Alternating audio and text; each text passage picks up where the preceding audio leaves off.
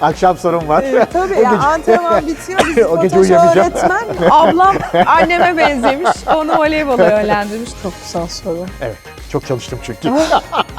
Yani hiç yapmayan çocuk bir bakmışsınız ki yapıyorsunuz? evet Aynen. uygulamaya başlamış. Evet. Bayramda dedeler elini nasıl öptürür, şimdi elini onun inmek lazım. Şeyi Bizde daha hararetli oluyor soyunma odalarında. Kesinlikle eminim. Evet. Şöyle. Tabii tabii. Yine İşte gelişiyor. potadan hayata. Harikasınız hocam. Ay, hep beraber. Hep beraber harikayız. Ne mutlu. Günün mottosu gibi oldu. Ha, ne mutlu.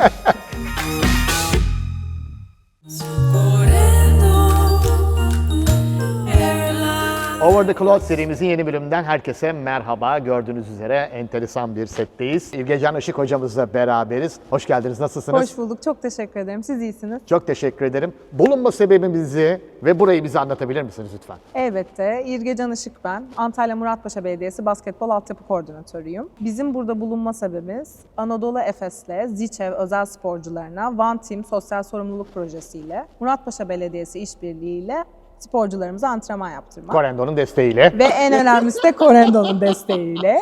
Çünkü onlar aynı zamanda bizim kulübümüzün de resmi sponsoru. Ve bu projenin burada olma sebebi de aslında onlar. Evet. İyi ki de bizi bu özel sporcularla Kesinlikle birleştirdiler. aynı fikirdeyim. Sizi önceden biraz kısacık tanıyabilir miyiz? Elbette. Basketbol antrenörlüğünde bu sezon 19. yılım. Benim de sporculuğumda hayal ettiğim antrenörü bugün çalıştığım çocuklarıma olma şansı basketbol. O yüzden de 19 yılı devirdim. 19 yıl. Yani Süper Lig'den, Euro Lig'den, ikinci liglerden birçok sporcuyla basketbolcu olma fırsatını yakalayan sporcularla da çalıştım. Ama aynı zamanda bugün meslek sahibi olan diş hekimi, teknisyen, bambaşka hikayeleri olan Evet. birçok sporcularım da var. Bir dönem bir kırılma noktası oluyor herhalde. Ya şöyle oluyor, kimi sporcum sakatlıklarla Evet. akabinde basketbolu bırakıyor ama meslek hayatı giriyor. Ama bugün en önemlisi hepimizi birleştiren bir güç basketbol. Evet, kesinlikle katılıyorum. Bayılarak izliyoruz zaten. Ay yaşasın şahane. Projeyi ilk duyduğumda geçen sene duymuştum. Arkadaşlarım anlatmıştı bana. Çok etkilendim. Ziçev'le de zaten iyi ilişkilerim var. Bütün Şahane. yöneticileri, arkadaşları tanıyorum. Bahsetmişlerdi.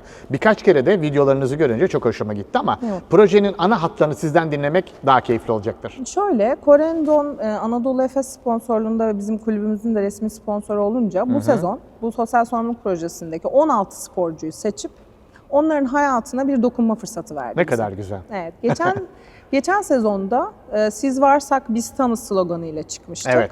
Bu yılda potadan hayata mottasıyla çocukları burada öğrendikleri o minnacık şeyleri sadece hayata entegre ettiklerini görerek hepimiz çok mutlu bir hale geliyoruz. Biraz önce bir çemberden bahsetmiştik. Evet. O çembere girmek ya da onu aşmaya çalışmak büyük bir efor gerektiriyor. Ciddi zaman hepimiz için. Evet. Çünkü özel sporcuların güvenlik çemberine girmek, yani sizlere güvenmesini sağlamak ortalama 2-3 Kesinlikle. antrenmanımızı aldı.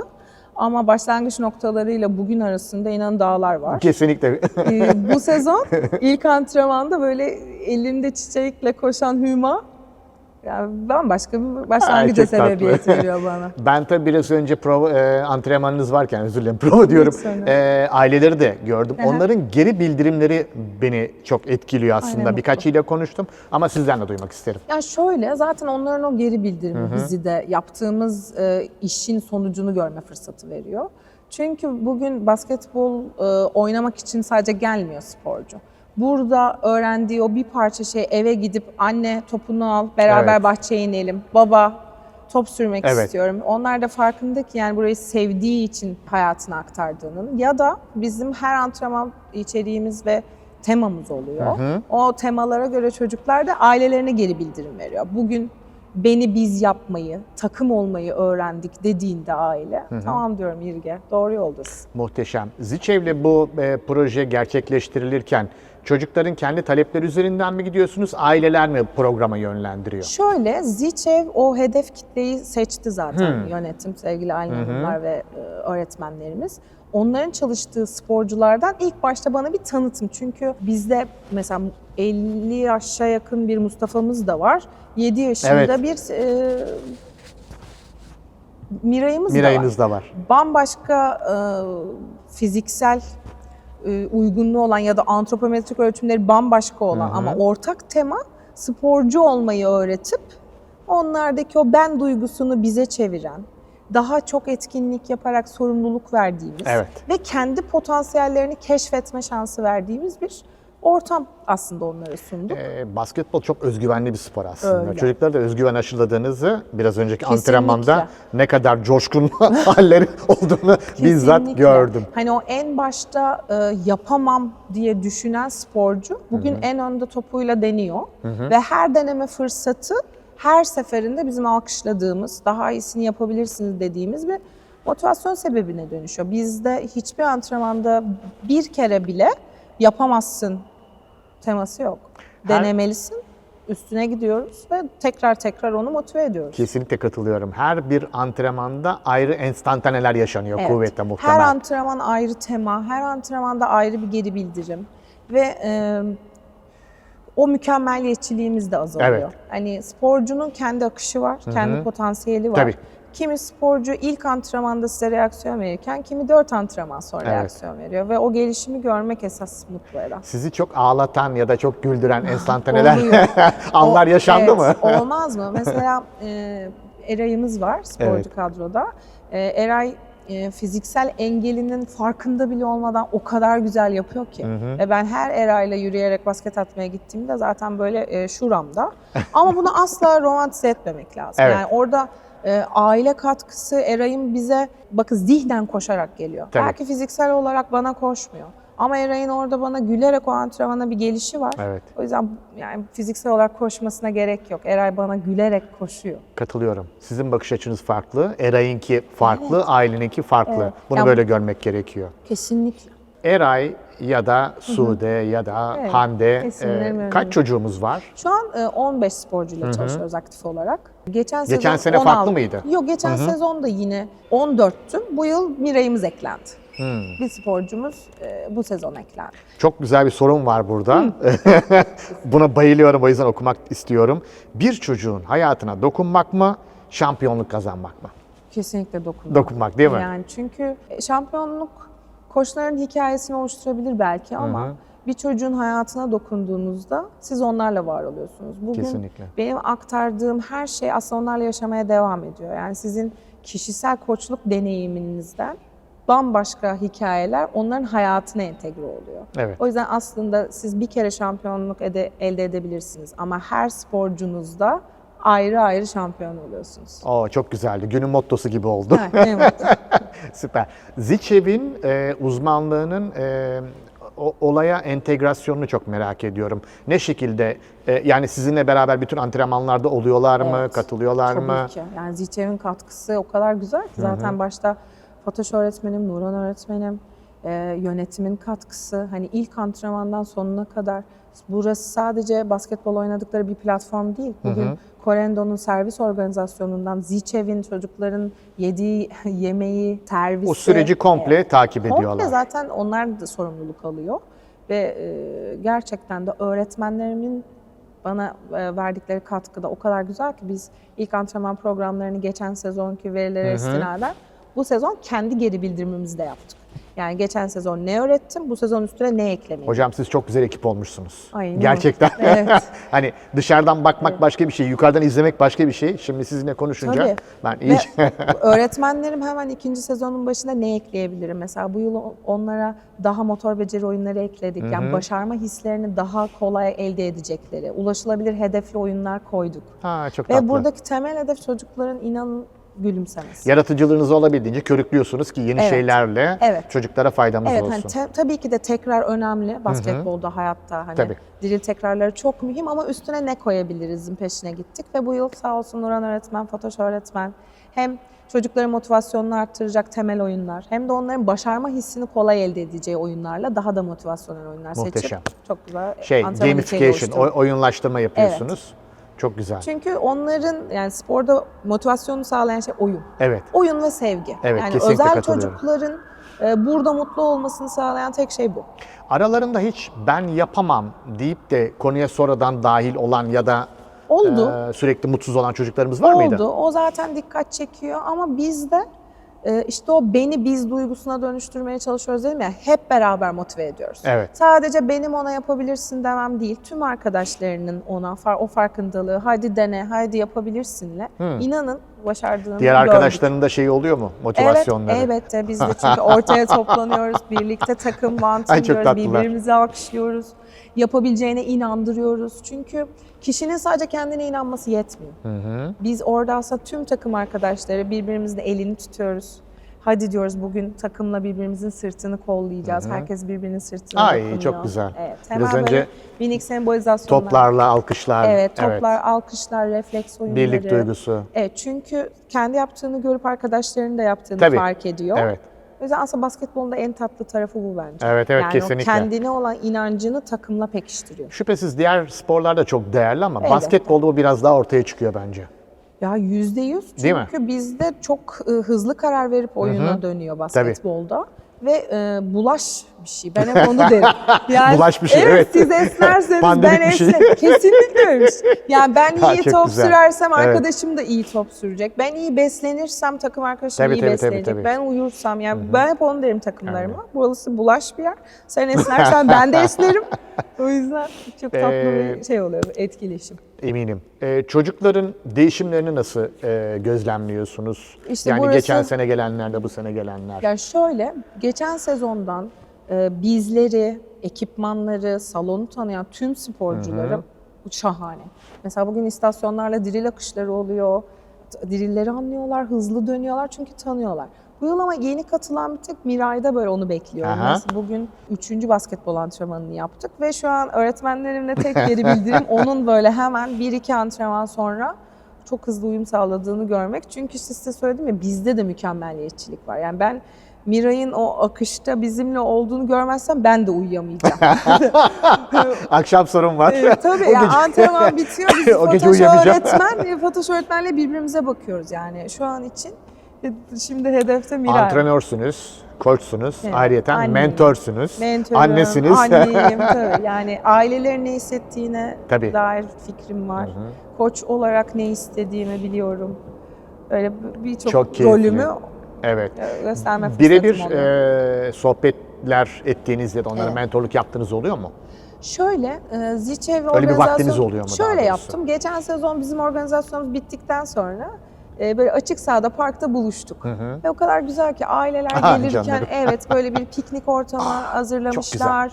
Herkes kendi yiyeceğini getirmiş. Ben çocuklarla oyun oynadım. Akabinde birlikte birbirimize geri bildirim verdik. Yani orası da çok değerli. Hani sadece spor salonunda görüşmek değil, Tabii. beraber olma da Dışarıda da. fırsatımız oldu. Ne kadar gün içerisinde, hafta içerisinde sosyalleşirseniz Tabii. takımın harcı o kadar Evet. kuvvetli oluyor, Ve değil mi? bugün bir ailem dedi ki bizim temel hedef grupta Ege'nin annesi hafta sonu spor okuluna getirmek istiyor. Ha. Şu an o kadar mutluyum Çok ki güzel. çünkü burada özel çalıştığım sporcuyu tüm sporcularla birlikte antrenman, Müthiş bir şey bu. antrenman alma fırsatım olacak. Deneyim Evet. aslında. Ve bu da benim kişisel olarak hedefim. Yani ben çalıştığım bir özel sporcuyu klasik sporcularımla beraber artık antrenman alacağım. Program da bu şekilde evrilmiş oluyor ve Evet. kendi kendine işte gelişiyor. potadan hayata. Harikasınız hocam. Ay, hep beraber. Şakanız. Hep beraber harikayız. Ne mutlu. Süper. Hocam sizin koçluk felsefenizi 3 kelimeyle tanımlasak ne olurdu?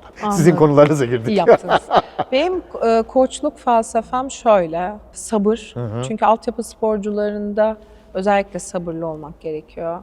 Hemen müsabakayı kazanmaya yönelik değil, sporcuyu kazanmaya yönelik. Yani ileride onu daha iyi liglerde oynaması için sporcuyu çalıştırmak benim birinci felsefem. Birlikte hareket etmek. Çünkü bizde takım olma prensipleri o kadar mühim ki. Evet. Sadece sporcunun kişisel olarak kendini hazırlaması yetmeyecek. Oynadığı 4 aktif arkadaşla, yani 5 kişi bu sahada olmaların dışında aynı zamanda 7 sporcu orada bekliyor. Bizler varız, antrenörler, yardımcı antrenörü, masörü, istatistikçisi. Yani bu çok komplike ve eş zamanlı bir iş. Tabii o yüzden bir de müthiş bir koordinasyon müthiş gerektiriyor. bir koordinasyon ve şimdi bu işin veli tarafı da başladı. Evet, Artık evet. sporcuları eş zamanlı gözlemleyen ve ondan bireysel olarak reaksiyon almak isteyen bir aile tarafı var. Tabii. Ve bu benim tek başıma takıma yetiştirdiğim sporcu için inanın yeterli değil. Onların da eş zamanlı desteği ve birlikte hareket hepimizi kapsayan bir şey. O yüzden sabır, birlikte hareket ve de disiplin. Bizde inanın sporun içinde sadece disiplin var. Olmazsa olmazları. Yani beslenmesi, uykusu, eğitim hayatı, kendine dikkat etmesi, mental olarak gücü. Yani şu an o kadar kapsamlı ki sporcunun başarılı olması. O yüzden benim takım prensiplerimde bunlar var. Süper. Biraz geriye dönelim, başa dönelim. Tabii. Spor sizin seçiminiz miydi yoksa aileniz mi sizi motive etti bu konuda? Şöyle ben de... Bayağı geriye dön. Tabii çok iyi yaptınız. 7 yaşında benim babam eski basketbolcu ama bunu Ankara'da kolej seviyesinde Senaryonun oynamış. gerçekliği şimdi ortaya çıktı. Ablam anneme benzemiş, onu voleybola yönlendirmişler. Süper. Beni babam tabii evin ikinci, ben böyle daha haşarı, daha işte erkek çocuğu formatına. Hadi sen de basketbol oynuyorsun. İyi ki de yönlendirmiş ama. Güzel. Evet yani Toplamda ben 19 basketboldan sene. hiç kopmadım. Hiç Üniversite kopmadınız. hayatımda da aktif olarak çalıştım. Zaten ortaokul, lise hep bursluydum. Hep eğitim hayatımı basketbol sayesinde kazandım. Evet. O kadar tatlı ki ben kendi yemek fişlerimi satar harçlığımı yapardım. Yani basketbol hep benim küçüklüğümden beri karnımı da doyurdu. Harikasınız. Evet, sağ olun. Corendo'nun spora verdiği destek. Ben her gün yeni bir takım keşfediyorum ki Corendo'nun sponsorluk Evet. yaptığı ya da destek olduğu, gerçekten çok fazla destek veriyorlar ve bu çok muhteşem güzel bir şey. Öyle. Keşke her marka bu kadar destek verse. Kesinlikle. Biz de bu konuda Corendon'a teşekkür Evet, etmek. sizinle olan işbirliğini de konuşmak isterim Yani biraz. şöyle, inanın sahadaki laminasyondan tutun, sporcuları buraya gelmesi, aktarılması, kıyafetleri, her şeyiyle şeyi. arkamızdalar. Yani sadece kulübün A takım sponsoru bizlere uçuş desteğinin yanı sıra. Ben geçen sezon U18 Anadolu Şampiyonası'na gittim. Buraya geri dönüşümde bile Corendon bize destek oldu. Çok güzel. Yani bir şehir değiştirmek için bile arkamızdaydı. O yüzden çok büyük teşekkür sunuyorum. Çok önemli. Bugün spora destek vermeleri, arkamızda olmaları gerçekten çok Takdir kıymetli. edilesi bir Çok teşekkür durum. ederim. Dediklerinize sonuna kadar katılıyorum. Düşünün ki genç bir sporcu ve belki maddi destekten yoksun. Bu tarz destekler çocuğun, belki de gencin kariyer hayatını bambaşka bir Şekillendiriyor. şekilde Yani şu an sadece yoluna biz koyacak. sadece biz sporcuların hayatına dokunmuyoruz. Bugün Corendo'nun bu organizasyonu yapması vesilesiyle bize sebebiyet veriyor. O yüzden altyapıdaki sporcuların olanaklarını tartıştığımda, yani bugün bir antrenmana getiren ailenin yol masrafı, sporcunun zamanını yine yönetmesi, inanın hani sponsorların hayatı kolaylaştırmasıyla bambaşka bir hal alıyor. Sadece özel sporcuyu hazırlamak değil, tüm sporcuların arkasında Corendon. O yüzden çok çok teşekkürler. Ve bu arada salonu bize sağlayan Muratpaşa Belediyesi'ne de teşekkür etmemiz gerekiyor. Evet. Salon, ben burada oturuyorum bu arada. Çok yakında öyle oturuyorum. otur. Benim yeğenlerim de burada voleybolla gelmişlerdi. Süper. Ondan sonra badmintonu Evet, seçtiler. çok branşlıyız. Federasyona girdiler falan. Hı hı. Enteresan bir spordu ama burada ben onları getirip götürürken belediyenin işte sağladığı imkanları, salonu görünce bir Antalyalı, bir Muratpaşa yaşayan olarak mutluluk duydum. Çünkü Muratpaşa Belediyesi'nin spora olan desteği de. Evet. Bizde Muratpaşa Belediyesi Spor Kulübü'nde de 11 branşız. Ben gibi 28 antrenör daha Evet, aktif evet. çalışıyor. Her branşın bir altyapı koordinasyonu var. Kulüp takımları var. Milli takım sporcuları var. Yani jimnastikten tutun buz patenine kadar birçok sporda aktif olarak iyiyiz. O da bize bu fırsatı sundukları için, yani doğru çalışma fırsatı verdikleri için onlara da teşekkürler. Bu arada sonsuz. program 8 haftalık değil mi? Programımız 8 8 hafta. 2 haftalık bir atölye fırsatımız oluyor. Yani 6 hafta sporla potadan hayata, 2 haftada onların yine basketbol temalı atölye seçtik. Bir tanesinde sporcularımız seramikten basketbol topunu boyadılar. Yine böyle Çok güzel. tatlı bir onların motor Çok becerileri güzel. üzerine. İkinci atölye konumuz da ritim. O kadar tatlı olacak çok ki. geliştirici bir Orada atölye, da böyle kesinlikle. hep beraber elimizde darbukalar ama sahada. Hani yine basketbol teması var ama bambaşka şarkılarla hep beraber böyle kudurduğumuz Çok güzel. bir atölye onları bekliyor. Bunun metodolojisini bu şekilde kurdunuz. Doğru. Yani 6 spor, 2 de atölyeyle antrenman programlarını pekiştirdik. Pekiştirdiniz. Geçen sene de Geçen benzer sezonda yine program 8 vardı ama haftaydı. biraz önce dediğiniz Evet. gibi her sene üzerine katarak. Son haftada Anadolu Efes'ten bir oyuncumuz bize geliyor. Sertifikasyonda yardımcı oluyor sevgili Erkan Yılmaz. Onunla beraber sertifikaları dağıtıp aslında sporcuları mezun eder gibi bir sonraki sezona yeniden beklemek üzere gönderiyoruz. Çok güzel. O zaman şöyle bir soru daha geldi İlgecan Hocam aklıma. Öğrenme güçlüğü yaşayan gençlerle çalışmak sizi profesyonel manada nasıl geliştirdi ya da değiştirdi? Çok güzel soru. Evet, çok çalıştım çünkü. Ya burada inanın çalıştığımız özel sporcuların potansiyeline bırakıyoruz. Çünkü bizdeki klasik müfredatta benim sporcuya 2 antrenmanda öğreteceğim bir drill'i burada o kendi potansiyeliyle parlattığım için her sporcu da bambaşka. Benim de mükemmeliyetçiliğim kırılıyor. Tabii. Evet, o yüzden ben sporcuya aslında teslim ediyorum süreci.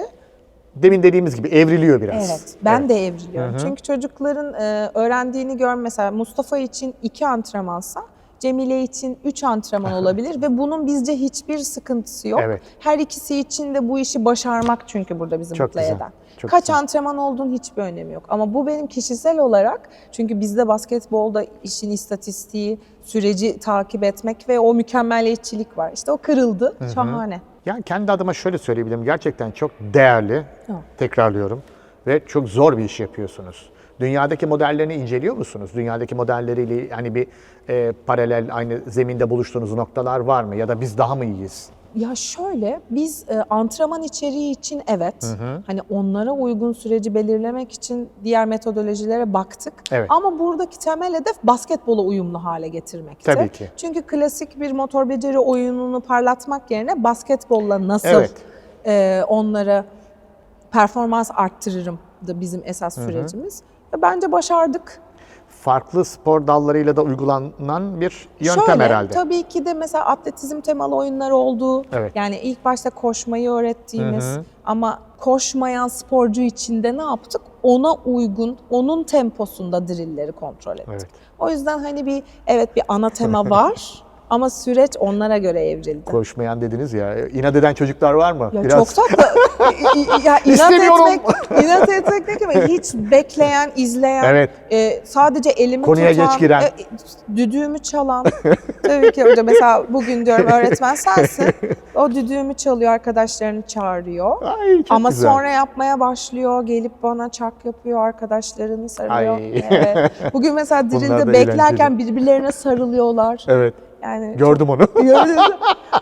Yani hiç yapmayan çocuk bir Ne bakmışsınız ki yapıyorsunuz? evet Aynen. uygulamaya başlamış. Evet, konuya girmiş. Evet. Çok güzel. Peki projeyi 10 sene sonra nerede görüyorsunuz?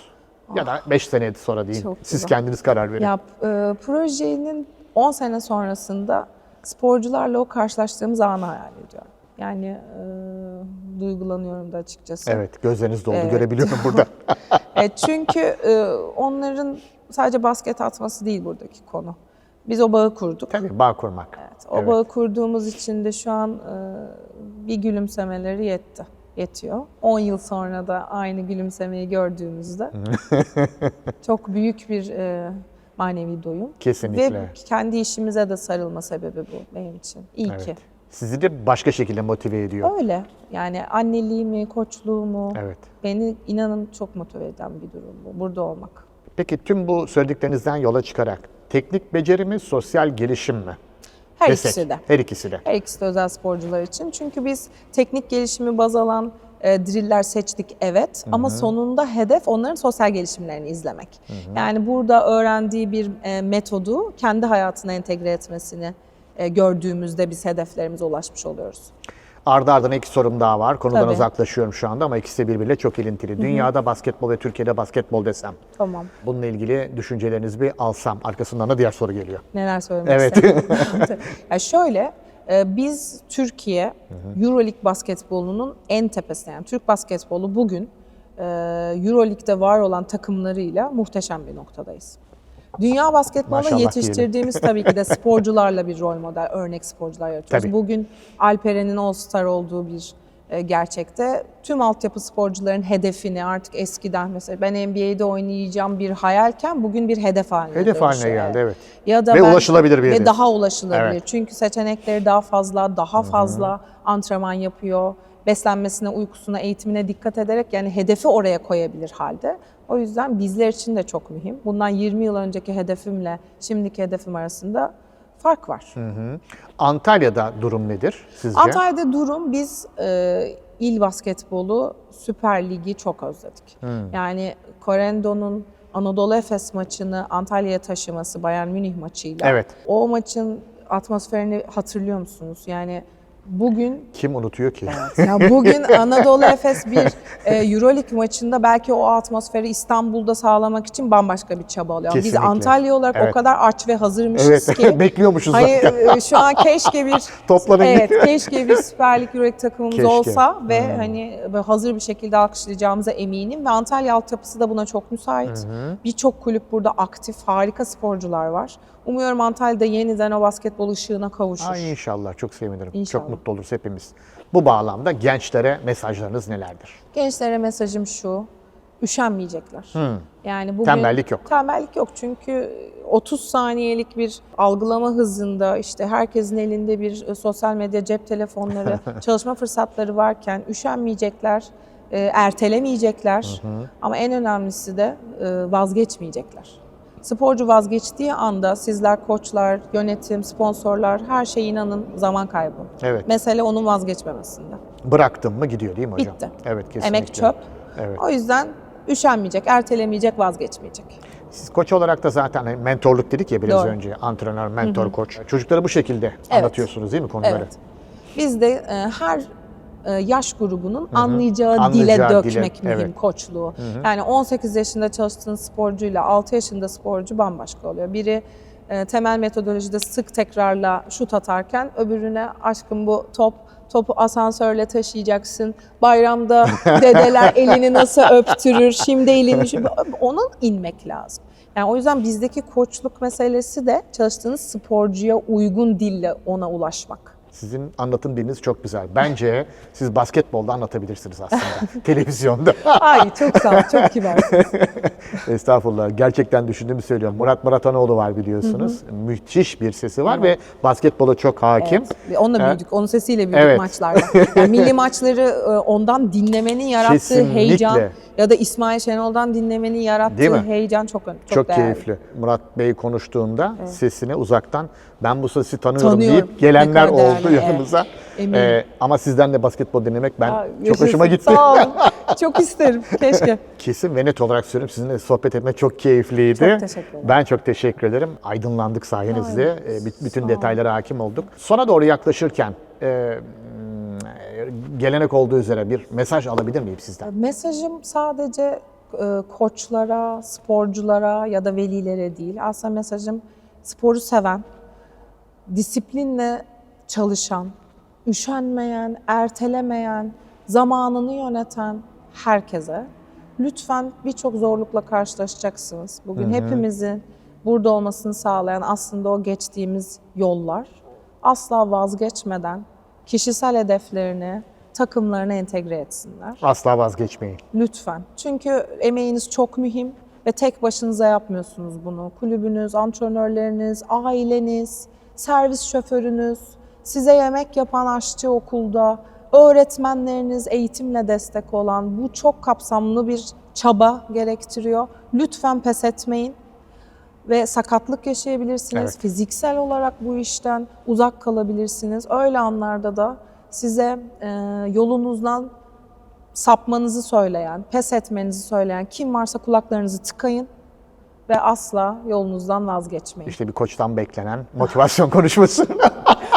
Şeyi çok Bizde daha hararetli oluyor soyunma odalarında. kesinlikle eminim. Evet. Şöyle. Tabii, daha hararetli oluyor. Kaydan öncesinde dediniz ya kazanırsa takım kazanıyor. Kaybedince kim? Biz kaybederiz. O öyledir. Maçları çocuklar kazanır, sporcular kazanır, koçlar kaybeder.